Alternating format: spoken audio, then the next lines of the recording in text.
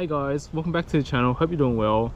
Alright, let's do a recap of week 6 of the marathon training so far. It's the recovery week and it's the final week of the endurance training block. It took place from the 19th of June to 25th of June. So Monday was just a rest day. I took it easy, did some walking in the morning just to take it easy and recover from Sunday's long run from the day before.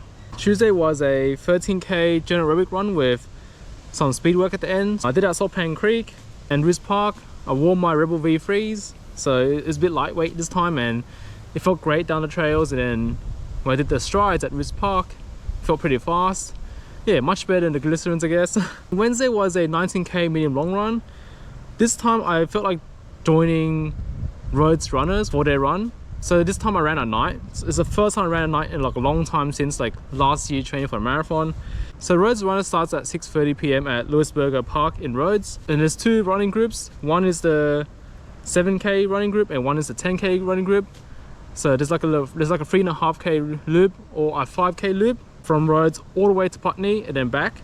If you do the 10km route, there's like a massive hill called Dyson Street Hill. It was my first time there, and what I did first is I did like a 3k warm-up run. Well, I was running kind of late, so I had to like kind of rush there to where the group starts at Lewisburger Park.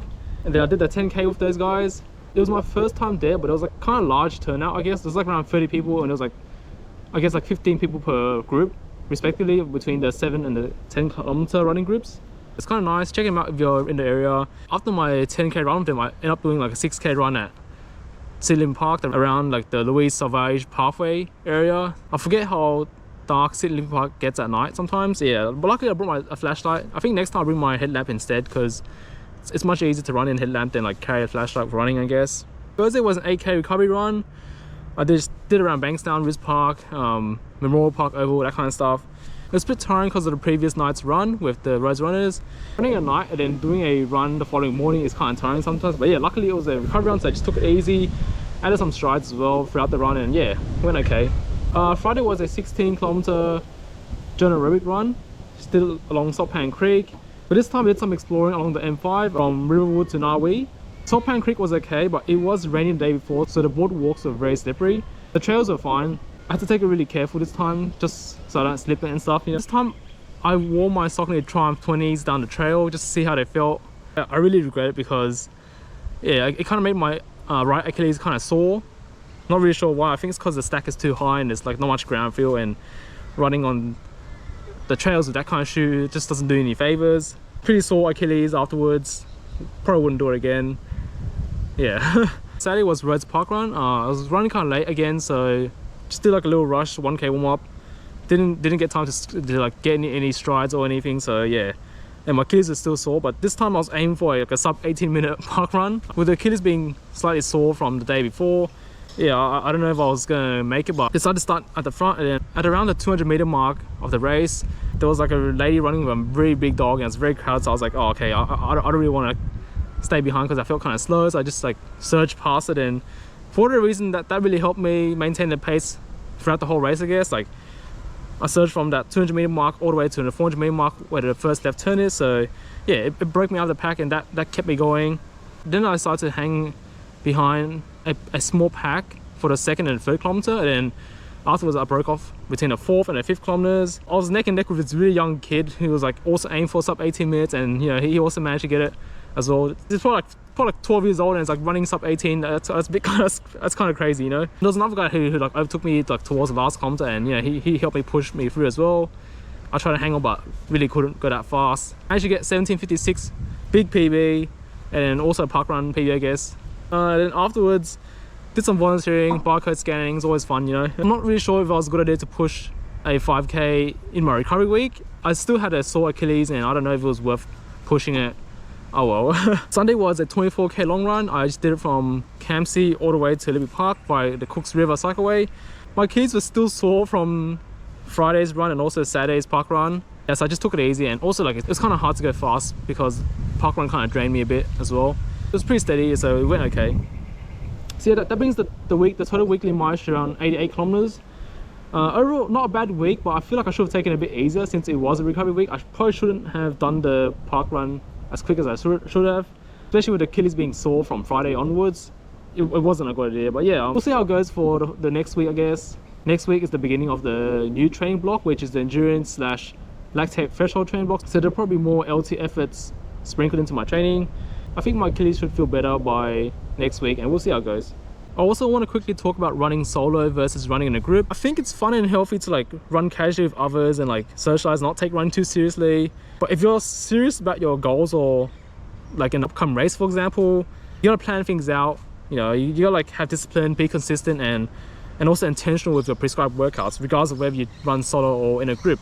Now, I personally think it's okay to run solo if you have like a wacky schedule, or you have some experience and you know where to run, but then you will likely have to push yourself and keep yourself accountable, because you might find it hard to progress or like get better at what you want to do. I guess this is where like discipline will help you way more than motivation. Like sometimes you can sprinkle in the casual fun runs, or like group runs, or even like social runs. And then for racing experience, like you can do some like park runs as well. I guess like if you want to improve and like go kind of fun running, like it's probably a good idea to run with a group that's somewhat aligned with your goals. So if you want to treat running casually, then it's not bad to like run with a casual group. But if you want to like be a bit serious, then you gotta run with like a serious running group. I guess it's possible to mix the two, because you know, some casual running groups have serious runners and some serious running groups have casual runs too, I guess. I think you gotta know your fitness levels and your goals pretty clearly, and be clear to yourself why you want to run with a group as well. Because in a group, everyone should be moving forward together, and like you don't want to be lost within a group, because that'll be pretty similar to like running solo. And yeah, I don't think that's a great feeling.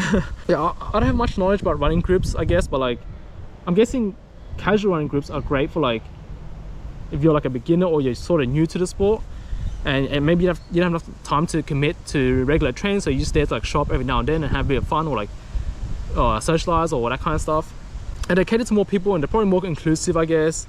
They probably know some more nice accessible routes out there to run along, I guess, or events that are happening around the area. And with serious running groups, I'm guessing they have like a wider knowledge on how to improve the racing performance, or like run further and faster, or like what kind of shoes to wear for races and stuff.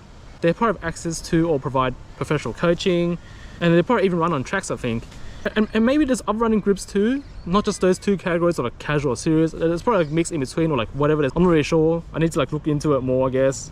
I also think doing an organized race counts as running in a group. If you want to like improve your PBs, or like aim for a certain goal, for like completing a 10k for the first time, or doing like a half marathon for the first time, it's probably better to do an actual organized race rather than a solo time trial. Like there's likely gonna be people at similar running levels. You're gonna be there alongside them, and there's gonna be like adrenaline, and there's gonna be energy from the crowds, and people around you are gonna push you, and you're gonna push them, and that kind of stuff. And that's gonna keep you going to like complete your first goal distance, or like smash a PB. Otherwise, even like a casual organized race like a park run can help you go faster than a solo 5k time trial would. Or at least that's what I've experienced personally. And also for any of you guys watching who are based in Sydney and have any like running groups that you want to recommend for me to like check out and join, I guess, let me know down in the comments below. And also feel free to like share your experiences of running solo versus running a group as well. Other than that, like that's pretty much all to say for now. Thanks for watching, and have a nice day.